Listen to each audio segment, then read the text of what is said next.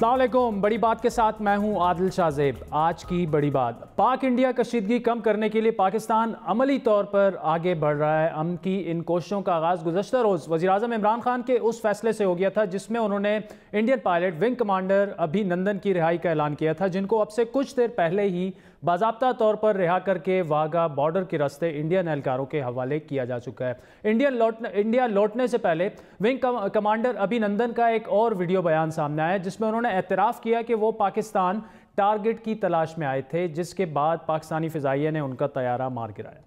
मेरा नाम wing commander अभिनंदन है। मैं भारतीय वायुसेना में एक लड़ाकू विमान चालक हूँ। मैं टारगेट ढूंढने की कोशिश कर रहा था। आपके एयरफोर्स ने मुझे गिराया। उसके बाद मुझे अपना जहाज छोड़ना पड़ा था जो टूट गया था और मैंने इजेक्ट किया।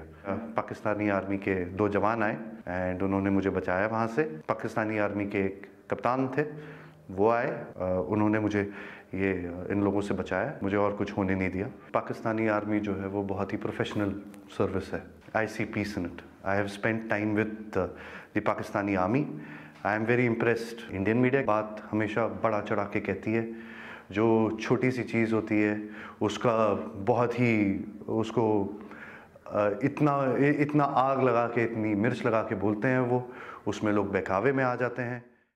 पाकिस्तान की इन पीसफुल, अम पसंद और खैर सगाली की कोशिशों का जवाब इंडिया का जो एक सुलझा हुआ हल्का है वहाँ से यकीनन मुस्बत ही जवाब हमें मिल रहा है। ताहम इंडियन गवर्नमेंट और इंडियन मीडिया के सर पर अभी भी जंगी जुनून ही सवार है और शायद इसी वजह से इंडिया की जानिब से एक और जारहाना इकदाम का खतरा अभी तक टला नहीं है। और इसी खतरे को भांपते हुए पाक फौज अब सिक्योरिटी सतह के बाद सिफारती सतह पर भी मुतहरिक हो गई। आज chief of army staff general Qamar Javed Bajwa ने अमरीकी सेंटकॉम के कमांडर, बरतानवी चीफ ऑफ डिफेंस स्टाफ, इसके अलावा ऑस्ट्रेलियाई फ़ौज के सरबराह से टेलीफोनिक रब्ता किया, जबकि आर्मी चीफ की अमरीकी, ब्रिटिश और चीन के एम्बेसडर से भी 1-on-1 मुलाकात हुई। आर्मी चीफ ने सिफारती सतह पर भी ये वाज़े कर दिया कि पाकिस्तान किसी भी जारियत पर अपने दिफा में जो है वो जवाबी कार्रवाई करेगा। दूसरी जानिब पाक इंडिया हालिया कशीदगी के तनाजुर में पाकिस्तान ने आज एक और बड़ा और अहम तरीन फैसला किया। OIC के इजलास में इंडिया की फॉरेन मिनिस्टर को बुलाना पाकिस्तान के लिए काबिल कबूल नहीं, इसीलिए आज से शुरू होने वाले इस्लामी ताउन तंजीम के इजलास में पाकिस्तान शरीक नहीं होगा।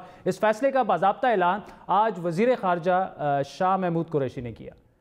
तारीखी हवालों को सामने रखते हुए और इस असूली मौक़िफ़ पर कायम रहते हुए मैंने फैसला किया है और इस ऐवान को मुकद्दम समझते हुए मैंने फैसला किया है कि मैं काउंसिल ऑफ फॉरेन मिनिस्टर्स के इजलास में नहीं जाऊंगा।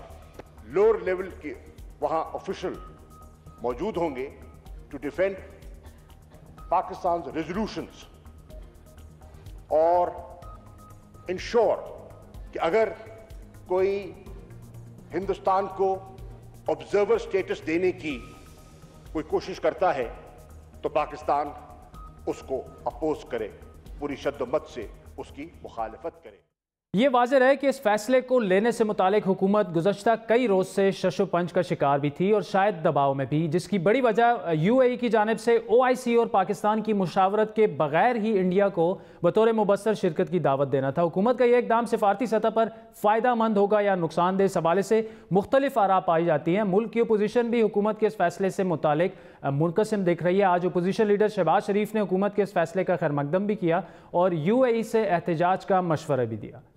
आज मैं समझता हूँ कि जो सूरत हाल है और हिंदुस्तान ने जो एग्रेशन पाकिस्तान के ख़िलाफ़ किया है, इस हवाले से ये स्टैंड तो अपनी जगह बहुत दुरुस्त, हम इसको अप्रिशिएट करते हैं, लेकिन अगर थोड़ी और कोशिश की जाए और उनको ये गुजारिश की जाए कि आप पाकिस्तान के बेहतरीन दोस्तों में शुमार होते, तो ये बात तारीख़ में रकम हो जाएगी कि अगर फॉरेन मिनिस्टर ऑफ इंडिया जो कश्मीर के अंदर जो जुल्म कर रहे हैं और पाकिस्तान के ख़िलाफ़ एग्रेशन कर रहे हैं, उनको बुलाया जाता है तो तारीख़ इसको गवाह बनाएगी कि इन हालात में वो वहाँ पर गई। हमें उनको मज़ीद गुजारिश करनी चाहिए और अगर फिर बात ना बनी तो फिर कोई गिला नहीं, लेकिन हमें we must exhaust all options. कुछ इसी तरह का मौक़िफ़ सेनेट की कायमा कमेटी बराए खारजा के चेयरमैन मुशाहिद हुसैन सैयद बड़ी बात में 2 रोज़ पहले दे चुके थे। तारीखी पन्स नज़र मैं दे दूं आपको। सितंबर 1969 में जब OIC का क़याम हो रहा था रबात में, मोरक्को में, अलक्सा की बेरहमती के बाद जनरल याह्या खान पाकिस्तान के सदर थे, वो रबात पहुंचे, हिंदुस्तान का वफ्द आ गया, उसको दावत दी गई थी। फखरुद्दीन अली अहमद उनके वजीर थे जो मुसलमान थे। याह्या खान ने कहा कि अगर वो आएगा मीटिंग में पाकिस्तान बॉयकॉट करेगा, और उन्होंने कह दिया मैं किसी से बात नहीं करूंगा। पाकिस्तान के स्टैंड की वजह से हिंदुस्तान OIC में नहीं आ सका, हिंदुस्तान को हमने रोक दिया, हिंदुस्तान को हमने बाहर कर दिया।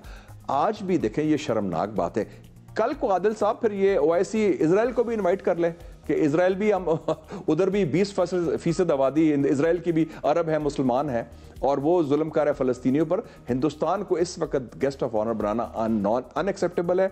हम अगर हमारी वो बात नहीं मानते तो हम शामिल जरूर हों, लेकिन अपनी रिप्रेजेंटेशन डाउनग्रेड कर लें। हमारे फॉरेन मिनिस्टर को सुषमा स्वराज के सामने उसकी तकरीर सुनने के लिए बैठना नहीं चाहिए। यह तो था मुस्लिम लीग नून का मौकिफ OIC को लेकर, लेकिन अपोजिशन की दूसरी बड़ी जमात पीपल्स पार्टी इस फैसले से नाखुश है। साबिक प्रेसिडेंट आसिफ अली जरदारी के बकौल OIC इजलास में शिरकत ना करना मसले का हल नहीं, मौजूदा सूरत हाल में दोस्तों को नहीं भुलाना चाहिए।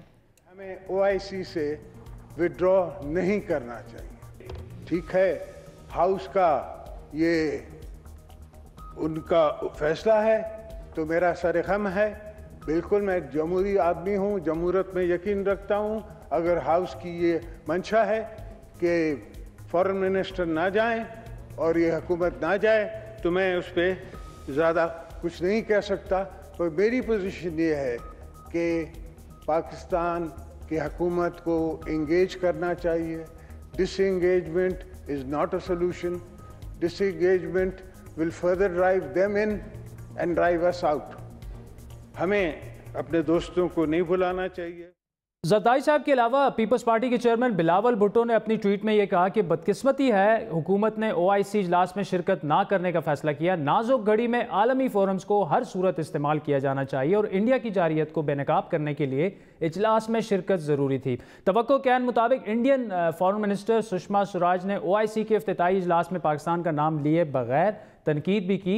तमाम तनाजुर में पाकिस्तान का ये फैसला कितना मंतकी है, और बड़ी बात का बड़ा सवाल ये है कि इंडियन फॉरेन मिनिस्टर की OIC में मदऊ करने का फैसला इंडिया की जानिब से बालाकोट पर हमले से पहले हो चुका था, लेकिन उस वक्त तक पाकिस्तानी हुकूमत ने इस पर कोई एहतजाज रिकॉर्ड नहीं किया और ना ही OIC और मुत्तहिदा अरब इमारात से कोई रब्ता किया। क्या पाकिस्तानी दफ्तर खारजा सोया हुआ था जिसे इंडियन जारियत के बाद ख्याल आया कि OIC इजलास में इंडियन फॉरेन मिनिस्टर की शिरकत पाकिस्तान के लिए काबिल कबूल नहीं। दूसरा ये कि आखिरी वक्त में क्या OIC के बायकॉट का फैसला दुरुस्त था, क्योंकि ऐसा करने से पाकिस्तान एक सफारती प्लेटफॉर्म पाकिस्तान ने खोया जहां इंडिया की जारियत पर मबनी पॉलिसी से मुस्लिम ममालिक को आगाह किया जा सकता था। बात करेंगे, इस वक्त हमारे साथ मौजूद हैं साबिक वज़राए ख़ारजा ख्वाजा आसिफ और हिना रब्बानी खर साहिबा हमारे साथ मौजूद हैं। हिना साहिबा, आपकी तरफ पहले आते हैं कि भारतीय पायलट अभिनंदन को वाघा बॉर्डर जो है क्रॉस करवा दिया गया अब से कुछ देर पहले ही, लेकिन आज भी इंडिया का एक सेक्शन ऑफ जो मीडिया है उसमें कुछ लोग अभी भी भड़काने की कोशिश कर रहे हैं पाकिस्तान ने किसी दबाव में इंडिया से डरकर उनको वापस भेजा। लेकिन क्या आप समझती हैं कि पाकिस्तान का ये जो जेस्चर ऑफ पीस है उसके बाद कशीदगी में कमी आएगी, या इंडियन इंतखाबात तक मोदी कुछ ना कुछ मजीद कर सकते हैं? प्राइम मिनिस्टर मोदी से फ्रैंकली स्पीकिंग आप कोई बहुत बड़ी तवक्कुआत नहीं रख सकते कि वो कुछ ना करें या वो कुछ ना कहें, और हम सिर्फ यही होप कर सकते हैं कि क्योंकि ये ड्रामा इतने हाई पॉइंट तक गया तो he should have ideally learned his lessons, और वो कुछ करने से ज़्यादा कुछ कहने पे जोर लगाएंगे तो शायद बेहतर होगा। और आप ये बिल्कुल ना एक्सपेक्ट करें कि इंडियन मीडिया या Indian large public at large, और जो उनका फ्रैंकली स्पीकिंग इस वक्त इंटेलिजेंसिया भी है, वो इसको बहुत गलत तरह से रिप्रेजेंट नहीं करेगा। वो बिल्कुल गलत रिप्रेजेंट करेंगे। देखें, अभी सैटेलाइट इमेजेस के थ्रू ये उनका अपना मीडिया कहना शुरू हो गया है, कई लोग, कि जी जो 26 फरवरी को उन्होंने झूठ बोला कि हमने कैंप को मारा और वहाँ लोग मरे, वो सब कुछ झूठ निकला, और वहाँ पे किसी किस्म की कोई सिर्फ एक बंदा जख्मी हुआ है और कुछ नहीं हुआ, और बाकी सिर्फ तरफ के हैं। झूठ उनके आहिस्ता आहिस्ता सामने आ जाएंगे। अभी वो F-16 का एक झूठ, पूरा एक whole cycle of new cycle उस पर बनी हुई है। तो अब हमने अपना एक्शन उनके रिएक्शन पे तो नहीं करना ना, हमने वही करना है जो हमें सही लग रहा है। हमने पीस की तरफ बढ़ना है, हमने स्टेबिलिटी की तरफ बढ़ना है। तो आई थिंक हमें इस चीज़ का इस वक्त अरुंधति रॉय ने जो लिखा है प्राइम मिनिस्टर मोदी के बारे में कि उन्होंने इंडिया के सोल को इस तरह इतना बुरी तरह जख्मी किया है कि इनको टाइम लगेगा हील करते हुए। ये एक्सट्रीमिज्म उनकी अभी रगों में बस रहा है। सो लेट्स होप कि वहां पे sense prevails, but right now honestly speaking do not expect कि आपके बड़े ग्रैंड जेस्चर का वहां से ग्रैंड जवाब आएगा। वहां से किसी किस्म का आप ग्रैंड तो छोड़ें, आप रीजनेबल जवाब भी ना एक्सपेक्ट करें। ठीक जी, ख्वाजा आज़िज़ साहब, पाकिस्तान की तरफ से डीएस्केलेशन के लिए काफ़ी कोशिशें की गई। अभिनंदन जो है इंडिया पहुंच चुके हैं, इसके बावजूद भी वहां से कोई मस्बत जवाब नहीं आया और अभी भी खदशा है कि वो कुछ ना कुछ कर सकते हैं, वही एग्रेसिव उनकी पॉलिसी रहेगी। कल पायलट की रिहाई के ऐलान के बाद जिस तरह मोदी ने बयान दिया कि बालाकोट तो पायलट प्रोजेक्ट था, तो आज आर्मी चीफ साहब ने जो है मुख्तलिफ एम्बेसडर से भी बात की। क्या आप समझते हैं कि पाकिस्तान की जानिब से अमन के इकदामात के बावजूद ये तनाव जो है ये आगे बढ़ेगा जाके? देखिए, मेरा ख्याल है आपने अपने सवाल में ही जवाब दिया। तनाव अभी है, इसमें कोई शक नहीं है और हमें अपने गार्ड जो है ना वो डाउन नहीं करने चाहिए। हमें अपनी जो तैयारी है वो रखनी चाहिए इस माहौल के अंदर, जबकि मोदी जो है वो बड़ा डेस्परेट हुआ है, वो कुछ भी कर सकता है। देखें उसकी अगर आप बैकग्राउंड देखें, जो गुजरात में और इधर जिस तरह वो ज़बान बोल रहा है जो मुसलमानों के साथ और दूसरी अक़लीतों के साथ पाकिस्तान में हो रहा है, उस बंदे के बिल्कुल कोई स्क्रूपल्स नहीं है। और इस सिचुएशन में मेरा नहीं ख्याल कि हमें उनके ऊपर रत्ती भर भी एतबार करना चाहिए। और ये सिचुएशन जो है जब तक 100% कोई ममालिक जो हैं कोई गारंटी नहीं देते, बल्कि उसके बाद भी हमें तैयारी अपनी मुकम्मल रखनी चाहिए अपने दफा की। ये ठीक है, एक दो दिन से जो है थोड़ा सा लाल नजर आ रहा है, लेकिन जो जबान जो वो बोल रहा है, हो सकता है ये भी हो सकता है कि अपनी लोकल जो अपनी पॉलिटिक्स है, इलेक्शन की पब्लिक है, उसके कंजम्पशन के लिए बोल रहा हो, लेकिन इतबार करना जो है ना वो मैं समझता हूँ कि डेंजरस होगा इस बंदे के। ठीक, अच्छा है ना, अभी जो उनकी पायलट की नई जो वीडियो अभी सामने आई है अभिनंदन की, उसमें वो कह रहे हैं कि पाकिस्तान आर्मी ने बड़ा प्रोफेशनली उनसे डील किया और इंडियन मीडिया पर वो बड़ा खुल के उन्होंने तनकीद की कि सूरत हाल को वो बढ़ा चढ़ा कर पेश कर रहे हैं, प्रोवोक कर रहे हैं लोगों को वहाँ पर। तो इस वीडियो रिलीज से सूरत हाल क्या मज़ीद प्रोवोक होगी इंडिया में, या वो ऑलरेडी पहले ही बहुत ज़्यादा प्रोवोक्ड हैं? देखिए, इंडिया में मैं ऑनेस्टली आपको कह रही हूँ, I don't know how to say this categorically, आप इस वक्त उल्टे भी खड़े हो जाएंगे, इंडिया में प्रोवोकेशन नहीं होगी। आपने वॉर हिस्टेरिया उनके मीडिया रूम का देखा है? अल जजीरा ने पूरी एक डॉक्यूमेंट्री की है इन पिछले 3 दिनों के ऊपर कि इंडिया का मीडिया और उनके मीडिया रूम्स क्या बने हुए हैं इस वक्त। मतलब दे नॉट नॉर्मल, वो इंसान भी नहीं लगते इस वक्त, और कोई किसी किस्म की रिसर्च नहीं है। आपने देखा है कि उनके बड़े बड़े एंकर्स, जब उनके कई लोगों ने उनको कॉल नेम एंड शेम किया है, तो यू नो इस वक्त वहाँ पे वॉर हिस्टेरिया। अनफॉर्चुनेटली में मोदी साहब ने इंडिया को जितना अनरीजनेबल और एक्सट्रीमिस्ट और sort of unthinking बना दिया है, उतना ये इसके ऊपर his name can come in the Guinness Book of World Records to achieve the impossible in such a short span of time, because 5 साल एक नेशन के लिए बहुत बड़ा टाइम नहीं होता, लेकिन प्राइम मिनिस्टर मोदी ने इंडिया का पूरा नक्शा बदल दिया है, उनके दिलों का, उनके दिमागों का नक्शा बदल दिया। वो इस वक्त हिस्टेरिया में है, वो इस वक्त अनफॉर्चुनेटली जो वो पाकिस्तान को कहते हैं वो वहाँ इंडिया में इस वक्त हो रहा है कि उनकी वॉर मशीनरी एक चल रही है, गवर्नमेंट उनको झूठ फीड कर रही है किसी किस्म की रिसर्च किए बगैर, वो उस झूठ को फिर बार बार रिप्ले करके। सो इस वक्त आप expect everything and anything you do to lead to some sort of a provocative narrative to emerge from India. अच्छा, खालिद साहब आपकी तरफ आता है कि पाकिस्तान की ये पॉलिसी क्या दुरुस्त होती कि इंडियन पायलट को मजीद एक आध दिन रखते, इंश्योरेंसेस मिल जाती हैं, सऊदी वजीर खारजा आ रहे हैं, यूएस के साथ कोई बातचीत मजीद आगे बढ़ती, तो उसके बाद फिर उनको छोड़ देना चाहिए था, क्योंकि एक पॉइंट ऑफ व्यू ये भी है कैपिटल में। क्या आप समझते हैं कि उजलत में फैसला किया गया?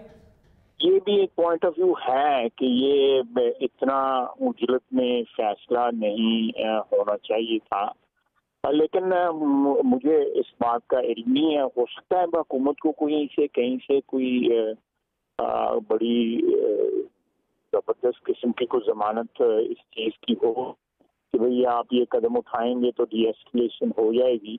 अब मुझे इसका कभी तौर पे इल्म नहीं है, लेकिन जो ज़बान बोल रहे हैं वो उससे लगता है कि वो हमें कोई बिल्कुल कतई तौर पे हमें रिलैक्स नहीं करना चाहिए। ठीक, हमें द हाईएस्ट जो लेवल है अलर्टनेस का उसको मेंटेन करना चाहिए at least for some time, for few days. अच्छा हिना जी, ऐसी सिचुएशन में तो जिस तरह आपने पहले भी कहा कि हम कुछ भी एक्सपेक्ट कर सकते हैं, उसके बाद भी कि हमने पीस के जस्टिस शोर किए और हमें तैयार भी रहना चाहिए। आर्मी चीफ ने भी जिस तरह मैंने पहले कहा मुख्तलिफ एम्बेसडर से बात की। अब आलमी सतह पर पाकिस्तान को डिप्लोमेटिकली क्या करना चाहिए? अब अगर उनकी तरफ से किसी सूरत में भी एग्रेशन मजीद होती है, हम फिर यकीनन रिटेलिएट करेंगे और इससे मामला जो है वो तो बड़ी दूसरी तरफ चला जाएगा। अगर अब इन सारे जस्टिस के बाद, इन सारे एक्शंस के बाद, अगर वो फिर भी दे वांट टू मतलब प्ले दिस गेम, अगर I think prime minister Modi को थोड़ा सा एहसास तो जरूर होगा कि वो अपने आप को ओवर एक्सपोज ऑलरेडी कर चुके हैं। आपने देखा कि वो जो पार्टीज ने भी, उनकी पॉलिटिकल पार्टीज ने 28 पॉलिटिकल पार्टीज केम टुगेदर और उन्होंने भी ये कहा कि आप हमारे जवानों के खून के ऊपर अपनी सियासत खेल रहे हैं, और ये एक जो ट्रेंड है उसको थोड़ा बहुत तो रिकग्निशन उसकी शुरू हो गई है। तो मेरे कहने का मकसद ये है, देखें यहाँ पे आई थिंक बहुत सारे लोग पाकिस्तान में इन्फ्लुएंस हो रहे हैं कि ओ जी इंडिया में ये हो रहा है तो हम भी ऐसे करें। हमने ऐसा नहीं करना। हमने इंडिया को अपनी डिफाइन करने देनी आइडेंटिटी। वो एक extremist, hysterical, jingoistic, war oriented उन्होंने आइडेंटिटी चूज की है। इस वक्त हमें चूज करनी है उसके ऑपोजिट वाली आइडेंटिटी, जहां हम रीजनेबल, मैच्योर हों, रिस्ट्रेन्ड हों, स्टेबिलिटी के लिए करें, सिक्योरिटी के लिए करें, अपनी जो गलतियां हैं वो दुरुस्त करें, उनके साथ इंगेजमेंट बहुत ही ठीक है, किसी ना किसी किस्म की आप उनके साथ इंगेजमेंट रखने की कोशिश करें, नॉर्मलाइज करने की कोशिश करें। हमारे messages should be consistently only that. ठीक। अच्छा खालिद साहब, ओआईसी ने पहले से ही फैसला किया हुआ था कि इंडियन फॉरेन जो मिनिस्टर है उनको बुलाना है। ये भी कहा जा रहा है कि यूएई ने ओआईसी को बाईपास करके इंडियन वजीर खारजा को बतौर गेस्ट ऑफ ऑनर दावत दी थी और पाकिस्तान को पता तक नहीं था। तो क्या हम सोए हुए थे, हमें अब ख्याल आया, हमने तो उनके साथ जी प्लेटफॉर्म शेयर करना है, अब हमने जाके बाइकआउट कर दिया है? तो क्या आप समझते हैं कि ये एक हमने जो सिफारती अपना एक प्लेटफॉर्म बंद कर दिया, एक जज्बाती फैसला था पाकिस्तान का, या do you agree with it? देखिए, मैं ये आप कह सकते हैं जो सेकंड पार्ट है आपके सवाल का कि आपने बाइकआउट करके सिफारती प्लेटफॉर्म जो है, सिफारती प्लेटफॉर्म नहीं बंद हुआ, ये कि उनके साथ बड़े गहरे रवाबत हैं हिंदुस्तान के साथ जो है। अगर आप देखें तो उनके पिछले नेशनल डे पे हिंदुस्तान के वहाँ पे जो है वो मोहम्मद मुजाहिद वहाँ पे गए हुए थे चीफ गेस्ट। ठीक। इसी तरह मोदी वहाँ पे गए और उनका बड़ा पुरजोश इस्तकबाल हुआ उनका, बिल्कुल हुआ। ये बेसिकली हिंदुस्तान के साथ उनके रवाबत की एक शहादत है तो उनको गेस्ट ऑफ ऑनर की हैसियत से बुलाया गया। लेकिन इसके साथ साथ ही मैं आपसे एग्री जरूर करूंगा कि प्लेटफॉर्म तो नहीं हमने खोया, और प्लेटफॉर्म जो है कोई इतना ज़्यादा वो उसकी अफादियत भी नहीं जुड़ी हुई ओआईसी की, वो बिल्कुल ओआईसी बन गया हुआ है। फलस्तीन है, रोहिंग्या का मसला है, कश्मीर एक बहुत बड़ा मसला है। इन तीनों मसलों में ओआईसी कोई काबिल कद्र जो है वो कदम नहीं उठा सकी। ओआईसी के जो ममालिक हैं वो सारे के सारे जो हैं वो अपनी अपनी गेम्स में लगे हुए हैं। यमन में जंग है, खून खराबा वहाँ पे हो रहा है, उसके लिए कोई साजिश का किरदार ओआईसी नहीं कर सकी। जो ईरान की और गल्फ स्टेट्स की जो टेंशन है उसमें भी कोई ओआईसी किरदार अदा नहीं कर सकी। कतर और बाकी गल्फ स्टेट्स में जो टेंशन है उसमें भी ओआईसी को किरदार अदा नहीं कर सकी। मैं आपको फेलियर्स गिनवा रहा हूँ ओआईसी के। इसलिए मैं समझता हूँ उतना लंबा चौड़ा तो मेरा फॉरेन अफेयर्स का एक्सपीरियंस नहीं है, लेकिन जो भी मुझे थोड़ी बहुत समझ है उसमें कि प्लेटफॉर्म तो हमारे पास ये अवेलेबल रहेगा, लेकिन जितनी उसकी अफादियत है वो आपके सामने है। तो क्या अफादियत है उस प्लेटफॉर्म की? लेकिन एक सिंबॉलिक जो है वो जेस्चर या एक सिंबॉलिक मूव जो है वो यूएई ने जरूर किया है उनको बुला के. I think we must understand this message. लोग रहा भी है और है भी यूएई के साथ बड़ा स्पेशल रिलेशनशिप है. उनका ये करना जो है ना वो इस बात की शांति, इसकी एक बैकग्राउंड है जो मैं अब उसको मौजूद नहीं बनाना चाहता इंटरव्यू का. ठीक है, चलें, ठीक है ख्वाजा आसिफ साहब, thank you so much. Hina ji आपकी तरफ आते हैं. ओआईसी की बात करते हैं. 3 दिन पहले आपने हमारे ही प्रोग्राम में कहा था कि पाकिस्तान को ओआईसी का बायकॉट नहीं करना चाहिए बल्कि ओआईसी को इंडिया का बायकॉट करना चाहिए. वो तो हुआ नहीं. अब आपकी क्या टेक है इस पर? ख्वाजा आसिफ साहब ने जिस तरह कहा कि हमें बायकॉट करना चाहिए था, ओआईसी जो है वो तो यहाँ तक वो कह गए कि वो तो इतनी इफेक्टिव कोई प्लेटफॉर्म रहा ही नहीं है. क्या समझते हैं आपके पाकिस्तान ने दुरुस्त फैसला किया ना जाके? देखिए यहाँ पे जैसे कि जरदारी साहब ने, प्रेसिडेंट जरदारी ने floor of the national assembly पे, ये कोई ढकी छुपी बात नहीं है, उन्होंने बिल्कुल ओपनली कहा कि हमें यहाँ पे बायकॉट नहीं करना चाहिए. मेरा अभी जनरली व्यू यही था और obviously whatever the party leadership का view is the most important. और उन्होंने ये कैटेगोरिकली कहा क्योंकि हमें डिसंगेज नहीं करना दुनिया से, हमें इंगेज करना है. और इसमें बहुत ज़्यादा विजडम है और दूर अंदेशी है और दूर अंदेशी की सोच है कि हमने अगर कोई हमारी तरफ नहीं आ रहा तो हमने उससे डिसंगेज नहीं हो जाना. हमें फुली बायकॉट किसी चीज़ का नहीं करना चाहिए. अब देखिए पार्लियामेंट में हर किस्म की राय होती है और उन्होंने अपनी स्पीच में भी ये कहा पार्लियामेंट पे कि हम डेफर करते हैं जो भी मेजॉरिटी का व्यू हो. And I think that is entirely the correct approach because हम क्या कहते हैं, डेमोक्रेसी में क्या होता है, collective wisdom of the people. ठीक है जी. उसमें कई चीजें ऐसी होती हैं जो अभी शायद लग रही हों कि गलत हो गई, बाद में शायद आपको लगे कि नहीं शायद अच्छा ही किया, बिकॉज मैसेजिंग भी इंपॉर्टेंट होती है. तो डिसएंगेजमेंट भी नहीं. So these are all very very difficult decisions. यहाँ पे आप बिल्कुल ये नहीं कह सकते कि ये इंटायरली दुरुस्त है, ये इंटायरली गलत है, लेकिन हर कौम ने अपना फैसला उस वक्त के हालात के मुताबिक करना है. तो मैं तो सिर्फ यही कहूंगी कि obviously disengagement should never be an option, right. लेकिन अगर जैसे कि जरदारी साहब ने भी कहा, अगर पार्लियामेंट ने एक मुश्तरका अलामिया जारी किया तो फिर then we have to respect that.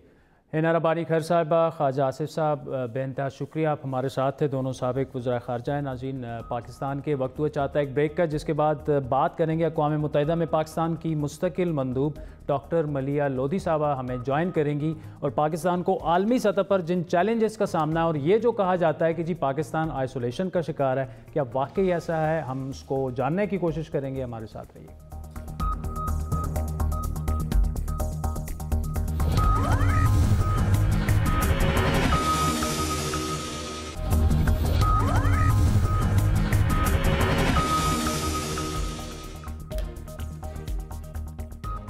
Welcome back नाज़रीन. पाक इंडिया कशीदगी और फिर पाकिस्तान की जानिब से ओआईसी इजलास का बायकॉट करना क्या एक मुनासिब सिफारती फैसला था या जज्बात पर मबनी, ये तो आने वाला वक्त ही बताएगा. ताहम एक बात तय है कि पाक इंडिया कशीदगी ने जो पाकिस्तान के खारजा उमूर हैं, पाकिस्तान को उसमें दरपेश सिफारती चैलेंजेस का जो खुलकर जो है वो हमारे सामने ला खड़े किए हैं. सबसे बड़ा चैलेंज आलमी दुनिया का वो रद्द अमल है जो पाकिस्तान के लिए हैरान कुन भी होना चाहिए और तशवीशनाक भी. ये वाज़ेह है कि पाकिस्तान के भरोसेमंद दोस्त ममालिक समेत आलमी ममालिक में से किसी एक ने खुलकर इंडियन जारियत की मजम्मत नहीं की. इंडिया ने पाकिस्तानी फ़िज़ाई हदूद में दाखिल होकर हमारी मुल्क की खुद मुख्तारी को चैलेंज किया, लेकिन किसी एक मुल्क ने हमारी सरहदों की खिलाफ वर्जी की मजम्मत गवारा नहीं की. चीन जैसे करीबी और कलीदी मुल्क ने भी इंडियन जारियत की मजम्मत की बजाय दोनों ममालिक को तहम्मुल का मशवरा दिया और अमरीका का रद्द अमल तो और भी मायूस कुन था. अमरीकी secretary of state Mike Pompeo के बयान में इंडिया की पाकिस्तान में जारियत को दहशतगर्दी के खिलाफ ऑपरेशन का नाम दिया गया. अक़वाम मुत्तहिदा की जानिब से इंडियन जारियत की मजम्मत करने की बजाय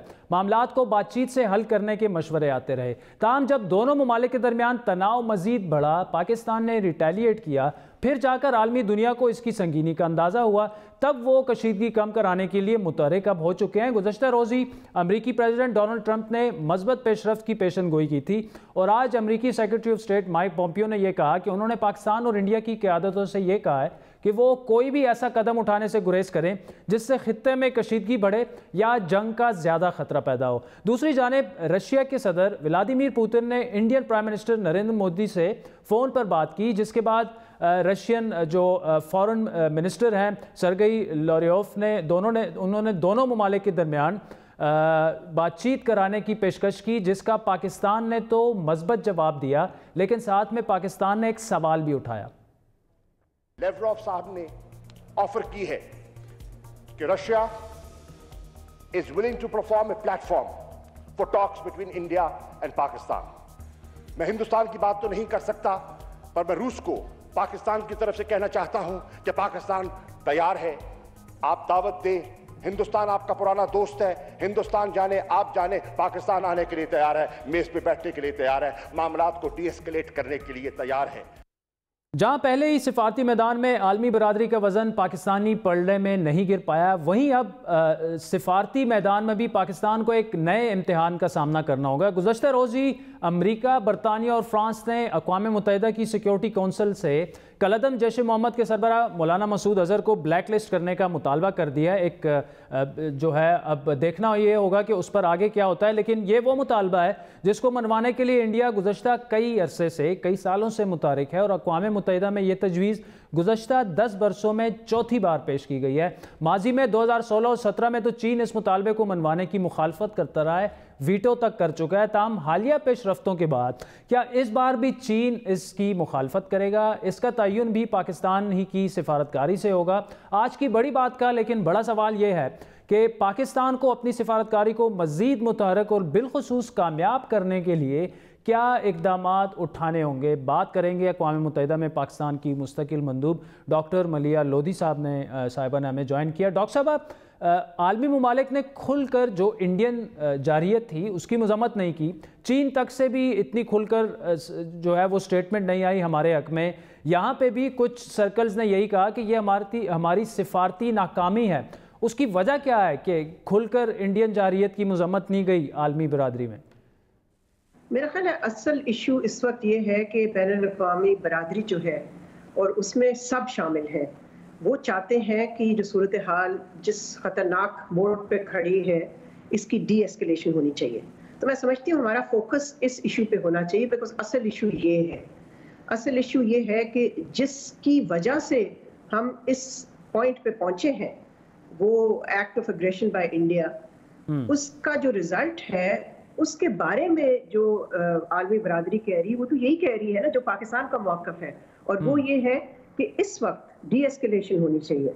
मेरी यहाँ पर यूएन सेक्रेटरी जनरल से मुलाकातें रही हैं, उनके दफ्तर को मैं रोजाना ब्रीफ रख रही हूँ, अपडेटेड रख रही हूँ, और सबसे जिनसे मेरी मुलाकातें हो रही है P5 से, सिक्योरिटी काउंसिल के जो मेंबर्स हैं, परमानेंट मेंबर्स, सब एक ही नतीजा चाहते हैं इस वक्त, और वो ये चाहते हैं कि डी एस्केलेशन हो। साथ साथ हमने ये भी देखा कि सेक्रेटरी जनरल की तरफ से और बैनुल-अक़वामी बरादरी की तरफ से खैर मकदम किया गया हमारे वज़ीर आज़म का जो पीस जेस्चर था, विच इज़ के जो इंडियन पायलट को उन्होंने रिलीज किया। तो मैं समझती हूँ कि आप focus should be on the situation. अच्छा डॉक्टर साहब, अभिनंदन की आपने बात की, वो वाघा बॉर्डर क्रॉस करके पहुंच चुके हैं इंडिया, लेकिन अभी भी जो पाकिस्तान का एक जेस्चर ऑफ पीस था, प्राइम मिनिस्टर साहब ने 2-3 दफ़ा एक मैसेज भिजवाया पीस का, वो वहाँ से रेसिप्रोकेट नहीं हो रहा, कोई वहाँ से मस्बत बात नहीं हुई, और ये कहा जा रहा है कि मोदी के सर पर इलेक्शन है तो वो चाहेंगे कि ये चीज़ जो तनाव है ये डी एस्केलेट ना हो। तो क्या आप समझते हैं कि बैनुल-अक़वामी बरादरी ने हमें कुछ इंश्योरेंसेस दे दी होंगी कि जी अगर हमने पायलट को रिहा कर दिया है तो हम श्योर आपको करवाते हैं कि दोबारा इस तरह की जारियत ना हो, ऐसा कुछ है? मैं समझती हूँ कि इस वक्त काफ़ी सफारती कोशिशें जारी हैं काफ़ी ममालिक की तरफ से, जिससे कि डी एस्केलेशन की तरफ सूरत हाल जाए। तो मैं समझती हूँ कि बैनुल-अक़वामी बरादरी जो है इस वक्त एश्योरेंसेस की बात नहीं है। मेरा ख्याल है जो बैनुल-अक़वामी बरादरी चाहती है वो यही चाहती है, और उसने अप्रिशिएट किया है इस जेस्चर को एज ए पीस जेस्चर, तो वो यही चाहती है कि ये जिसको आप कह रहे हैं एस्केलेशन बरकरार रहे, वो नहीं चाहते कि ये एस्केलेशन बरकरार रहे, बिकॉज इससे खतरे हैं ना सिर्फ खित्ते को बल्कि बैनुल-अक़वामी लेवल पे इंटरनेशनल पीस एंड सिक्योरिटी को खतरा है इससे। तो मैं समझती हूँ कि ये सफारती कोशिशें जो इस वक्त, जिसको मैं कहती हूँ अंग्रेजी में quite diplomacy, this is continuing, और इसका नतीजा जरूर निकलेगा। और मैं समझती हूँ चाहे हिंदुस्तान की तरफ से इस वक्त रेसिप्रोकल जेस्चर है या नहीं है, मगर अल्टीमेटली हिंदुस्तान को it will have to step back, because ये सिचुएशन बहुत ठीक, डॉक्टर साहब, यूएस इस्टेब्लिशमेंट हो या गवर्नमेंट हो, यूएन के आपने कहा कि सेक्रेटरी जनरल हैं, उनसे भी आपकी मुलाकातें रही हैं, क्या वो भी इस चीज़ को समझते हैं कि इंडिया को अब पीछे हटना होगा, स्टेप बैक करना होगा? और अगर ऐसा नहीं होता तो मामलात बिगड़ जाते हैं। देखिए, पाकिस्तान और इंडिया खुद मुख्तार मुल्क हैं। अगर इंडिया फिर से जारियत करता है, पाकिस्तान को रिटेलिएट करना पड़ेगा। मैं बार बार इस पॉइंट पर जोर इसलिए दे रहा हूँ क्योंकि क्या गारंटी है हमारे पास कि हमारी तरफ से बार बार पीस का एक मैसेज जा रहा है, उसके बावजूद जो है इंडिया अगर अपनी उसी एग्रेशन की स्ट्रैटेजी पर अमल करे तो पाकिस्तान क्या करेगा? आलमी बरादरी तो पहले भी हमारी मदद को नहीं आई, अब भी शायद नहीं आएगी। कि हम नहीं चाहते फर्दर एस्केलेशन, लेकिन अगर हिंदुस्तान की तरफ से कोई एक्शन होता है तो जाहिर है it will oblige Pakistan to also respond. तो ये तो सिचुएशन क्लियर है। तो मैं समझती हूँ इस सिचुएशन को मद्देनजर रखते हुए बैनुल-अक़वामी बरादरी जो है या यूएन सेक्रेटरी जनरल है, जो यहाँ पर सिचुएशन है वो यही है कि लोग नहीं चाहते, इंटरनेशनल कम्युनिटी नहीं चाहती कि ये और कंटिन्यू करे ये एस्केलेशन और ये जो फ्रॉड सिचुएशन बनी हुई है हमारे खित्ते में। तो मैं समझती हूँ कि कोशिशें जो जारी हैं इस वक्त वो ज़रूर उसका कोई ना कोई नतीजा निकलेगा, बिकॉज ये किसी के इंटरेस्ट में नहीं है कि कंटिन्यूड एस्केलेशन और कंटिन्यूड तनाव रहे। ठीक, अच्छा डॉक्टर साहब, जैश मोहम्मद की बात करते हैं, उनके सरबराह को टेररिस्ट डिक्लेयर करने के लिए एक बार फिर प्रपोजल सिक्योरिटी काउंसिल में आ चुके हैं और इस बार वो बरतानिया भी हमायत कर रहा है, फ्रांस भी कर रहा है, अमेरिका तो वैसे ही कर रहा है। उन्होंने 10 दिनों में अभी रिस्पॉन्ड करना है वहाँ पे। पिछली दफ़ा चीन ने इसको वीटो कर दिया था, लेकिन अभी पाकिस्तान की स्ट्रैटेजी क्या है? क्या इस बार भी चीन उसको वीटो करने का इरादा रखता है या इस बार जो है पाकिस्तान की कुछ मुख्तलिफ स्ट्रैटेजी होगी? मैं समझती हूँ कि ये कबल उस वक्त होगा। ये सिचुएशन जो है जिसको आप डिस्क्राइब कर रहे हैं, इस पे मुझे कमेंट करना कबल चलें, ठीक है, आप इस पे कमेंट ना करें। Let's move on to the next question. Then secretary Pompeo की स्टेटमेंट उठाकर अगर हम देखें, जब इंडियन जारियत की वो मजम्मत कर रहे थे, की तो उन्होंने नहीं, लेकिन उन्होंने उनको कहा कि जी ये काउंटर टेररिज्म के खिलाफ जो था वो दहशतगर्दी के खिलाफ ऑपरेशन था। हालांकि वो तो खुलम खुला उन्होंने हमारे इंटरनेशनल बॉर्डर्स की वायलेशन की, कश्मीर तक नहीं आए बल्कि खैबर पख्तूनख्वा के अंदर तक घुस गए थे। तो आलमी बिरादरी क्या इस चीज़ को नहीं समझती कि पाकिस्तान ही सबसे ज़्यादा टेररिज्म से मुतासर हुआ है और एग्रेशन में और काउंटर टेररिज्म ऑपरेशंस में फ़र्क क्या है?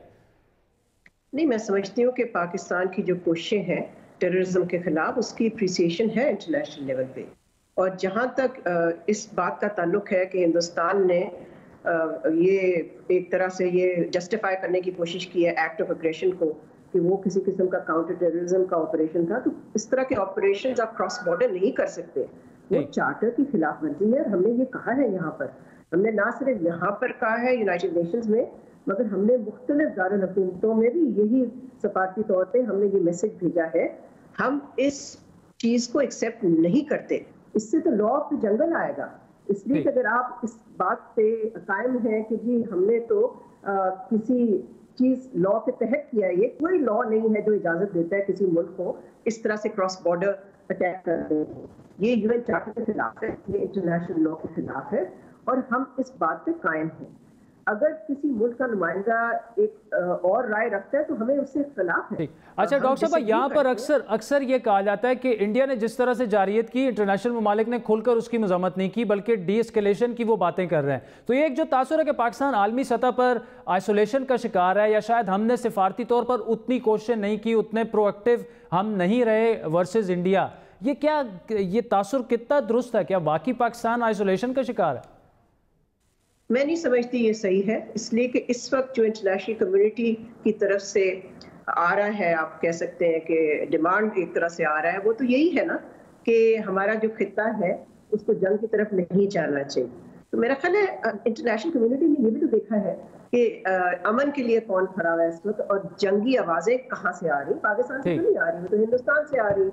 साथ साथ मैं समझती हूँ वज़ीर आज़म इमरान खान के भी जो पीस जेस्चर्स हुए हैं उसकी अप्रिसिएशन है इंटरनेशनल कम्युनिटी में। तो ये दुरुस्त नहीं है कहना कि पाकिस्तान की पोजीशन को सराहा नहीं जा रहा। मैं समझती हूँ कि इस वक्त जो चीज़ एक्सपोज हो रही है इंटरनेशनल कम्युनिटी के सामने वो ये है कि हिंदुस्तान ने पहल की, हिंदुस्तान ने एक एक्ट ऑफ एग्रेशन किया और हिंदुस्तान ने एस्केलेशन करके खित्ते को इस डेंजरस पॉइंट पे लेके आया है।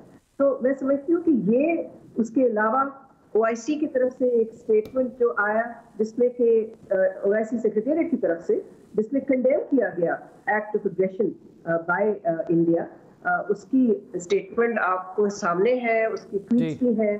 तो मैं समझती हूँ कि ये दुरुस्त नहीं है कहना कि पाकिस्तान का मौक़िफ़ जो है उसको कोई। चले डॉक्टर मलिया लोधी साहिबा, थैंक यू सो मच। मुस्तकिल मंदूब है अक़वाम मुत्तहिदा में, हमारे साथ थी। बहुत बहुत शुक्रिया डॉक्टर साहिबा। नाज़रीन, वक्त हुआ चाहता है एक ब्रेक का, जिसके बाद बात करेंगे वॉर स्टडीज़ के प्रोफेसर अशोक स्वाइन हमारे साथ होंगे और वो हमसे बात करेंगे कि इंडिया में फार राइट की जो स्ट्रैटेजी है, जो सियासत है, या नरेंद्र मोदी की जो एग्रेशन की एक पॉलिसी है even with in India against Indian religious minorities, वो किस तरह से इंडिया का जो एक सेकुलर इमेज है आलमी बरादरी में, उससे वो ख़राब हो रहा है। हमारे साथ रहिए।